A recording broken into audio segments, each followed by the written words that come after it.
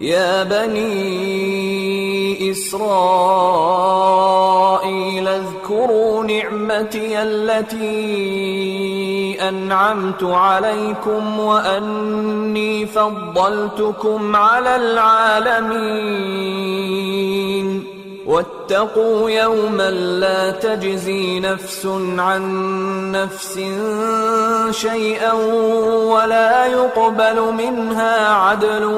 ولا تنفعها شفاعة ولا هم ينصرون وإذ ابتلى إبراهيم ربه بكلمات فأتمهن قال إني جاعلك للناس إماما قال ومن ذريتي قال لا ينال عهد الظالمين وإذ جعلنا البيت مثابة للناس وأمنا واتخذوا من مقام إبراهيم مصلى وعهدنا إلى إبراهيم وإسماعيل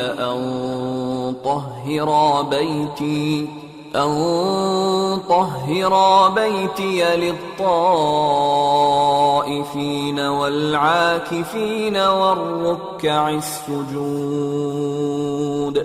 وإذ قال إبراهيم رب اجعل هذا بلدا آمنا وارزق أهله من الثمرات من آمن منهم بالله واليوم الآخر قال ومن كفر فأمتعه قليلا ثم أضطره إلى عذاب النار وبئس المصير وإذ يرفع إبراهيم القواعد من البيت وإسماعيل ربنا تقبل منا إنك أنت السميع العليم ربنا وجعلنا مسلمين لك ومن ذريتنا أمة مسلمة لك وأرنا مناسكنا وتب علينا إنك أنت التواب الرحيم ربنا وبعث فيهم رسولا منهم يتلو عليهم آياتك ويعلمهم الكتاب والحكمة ويزكيهم إنك أنت العزيز الحكيم اے بنی اسرائیل میرے وہ احسان یاد کرو جو میں نے تم پر کیے اور یہ کہ میں نے تم کو اہل عالم پر فضیلت بخشی اور اس دن سے ڈرو جب کوئی شخص کسی شخص کے کچھ کام نہ آئے اور نہ اس سے بدلہ قبول کیا جائے اور نہ اس کو کسی کی سفارش کچھ فائدہ دے اور نہ لوگوں کو کسی اور طرح کی مدد مل سکے اور جب ابراہیم کی اس کے پروردگار نے چند باتوں میں آزمائش کی تو وہ ان میں پورے اترے فرمایا کہ میں تم کو لوگوں کا پیشوا بناؤں گا انہوں نے کہا کہ پروردگار میری اولاد میں سے بھی پیشوا بنائیو فرمایا کہ میرا قول و قرار ظالموں کے لیے نہیں ہوا کرتا اور جب ہم نے خانہ کعبہ کو لوگوں کے لیے جمع ہونے اور امن پانے کی جگہ مقرر کیا